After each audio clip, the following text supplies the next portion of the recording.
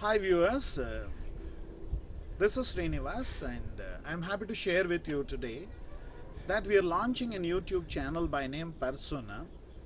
The objective of this channel is to help you to nurture better personality and also to help you to evolve as a better human being by using applied sciences like behavioral science, functional psychology, and some of these great managerial thoughts across the world, which we are going to present over a period of time in the sequential videos we are going to bring to your YouTube channel.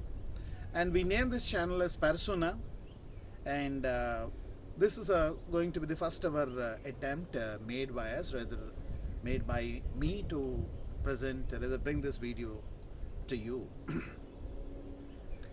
So in this first ever video, I would like to tell you how the mind is going to really influence you as a human being in taking decisions or in winning and losing, and almost in every aspect of your life.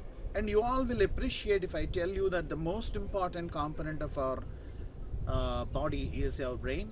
And we often tell in managerial lectures that mind over body, the entire body is controlled by mind, and so also the life is also controlled by your own mind. Therefore, if we have some kind of a functional understanding about this brain, how it functions and how it facilitates and how it really prevents you also in achieving specific goals of your life. To begin with, I just would like to give you a story which will help you to appreciate and understand how mind can really facilitate in achieving a specific goal. Hassel Atkinson is one of the European musicians who has got this rarest of the rare abilities of creating a symphony, playing more than 28 instruments and singing along with these instruments, and he renders the entire song sequence by himself, creates a number by himself. And this is one of the rarest possibilities. Almost very rare human beings, even in their wildest thoughts, cannot even contemplate the idea of playing 28 to 30 instruments and singing along with these instruments and creating a symphony. And interestingly, this gentleman's numbers, like these creating music albums, but some of his albums were even shortlisted for Grammy Awards. And that's the level of quality he was creating individually, playing 28 instruments and singing along with these instruments. And one of the concerts, a press reporter approached him and asked him, Mr. Hassel, how is it possible to play so many instruments and concurrently sing along and create a symphony? And this is something very rare, and how is it that you could able to achieve this kind of a distinction? Then Hassel told the reporter that when he was a child, he was listening to music over a radio. That time he never had the opportunity of having a television, that was not invented that time. And he was listening to music over a radio, and he found that he was listening and he was quite fond of music, and he started developing a lot of taste for that. And over a period of time, he noticed that he was only listening to the music over a radio. Therefore, he was under the perception that to become a singer, you need to play so many instruments and sing along with that. That's what he was perceiving through the radio music, because he never had the opportunity of seeing the fact that the music concert is given by so many musicians integrated together and a singer sings along with them. And this kind of a perception was given to his brain, and he was conditioning his brain to the extent that to become a singer, I need to excel in a minimum number of instruments, and so also in vocal singing. And this belief alone made him to acquire mastery over a period of time, in a span of 10 to 12 years, on all these music instruments, and he could able to achieve this distinction of being a rarest of the rare musicians in the world. And this shows that the brain, when you condition it, even the most impossible tasks can be achieved so comfortably by the brain, and it facilitates you to achieve any of these tasks once you create that belief system strongly within you. Therefore, by this particular story, we can conclude comfortably that when we condition our brain that we are competent and we can achieve and we would like to achieve a specific task, and the task, even though it is uphill and Herculean task, will become an easy one to achieve. And let's also consider an other side of the story. Like, you might have all heard about a story called the elephant and the peg story, as they popularly say in the management lectures. See, all of you might have seen a circus. Often these circus people know they bring an elephant which is at a very tender age of 4 to 5 years of age, and they bring it and they start extending training to this particular elephant. No? They tie it down to a wooden peg and they tie it down with a metallic chain.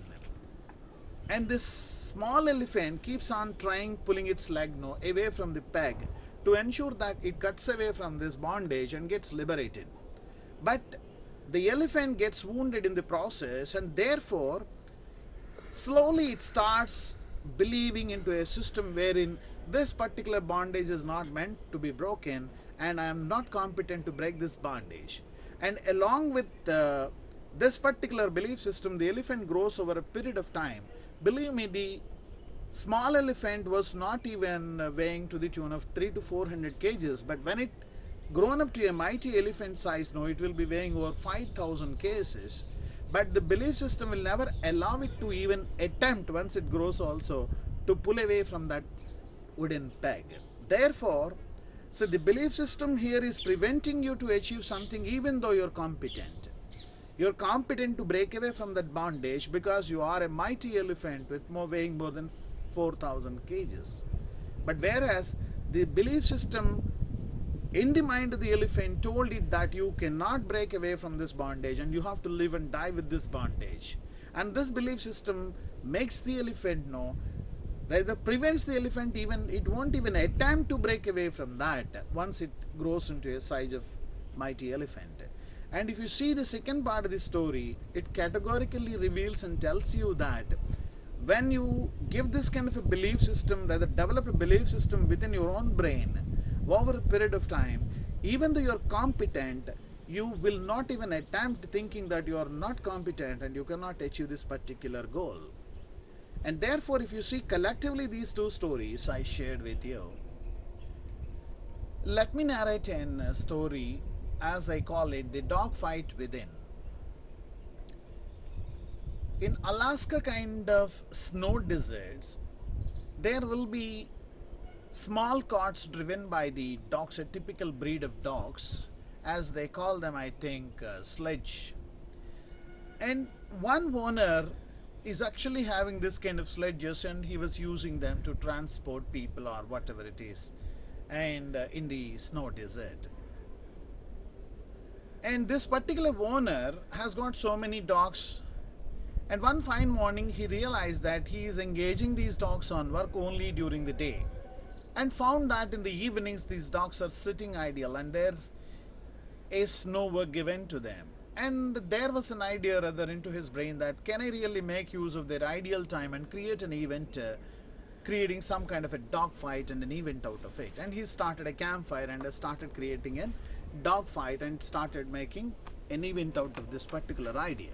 And over a period of time, this event was gaining lot of momentum and traction across the people, and there were people visiting and enjoying this particular event and betting on the dogs. And over a period of time, one of the regular visitors found that the winner is always the dog that is actually being bet by this owner. Each and every time the owner is winning on whichever dog he is betting. And once this particular visitor noted this particular aspect and then approached the owner and asked him, what is the success secret of you winning in each and every time on the dog you bet? And the owner very comfortably told him that there is no rocket science behind this. Whichever dog I wish to win, I feed it well, and a second dog I ensure that it is starved a bit and therefore it loses its stamina, and therefore so also it loses the battle. And what I drawn a managerial corollary out of this particular dogfight. As I told you, I call it the dogfight within you. So whenever you are attempting to achieve something, or whenever you are trying to accomplish a specific goal in your life, there are two pulling forces in you. One force will say, please go ahead and explore, and you are going to win this deal. There is another area within you which will say, no, no, no, you are not meant for it. The task is so big, and I think it is difficult for you to even attempt and accomplish. This is the dogfight within, as I call it. Like say, let us assume that the white dog is the winning dog and the black dog is the losing dog. See, when you are moving in this society, you find so many people giving this particular aggressive feed to this losing dog, as I call it, the black dog, and seeing that the black dog is strong in you. Therefore, the belief system within you that you're going to lose is getting strengthened, and therefore you're obviously going to lose. And so also the contrary. See, white dog, the people, some of your best friends will say, come on, you are competent, you can achieve this particular goal. This is not a task at all to you.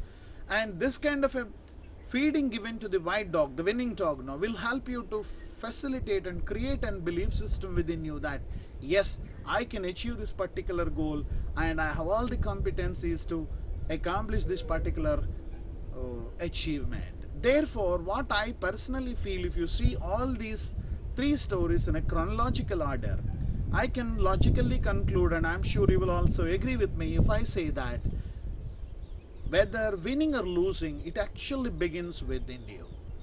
Therefore, before you win, before you lose, the process starts within you. And therefore, if you gain some kind of a control over your mind and condition your mind over a period of time, and I'm sure your winning chances will get brighter and brighter and brighter.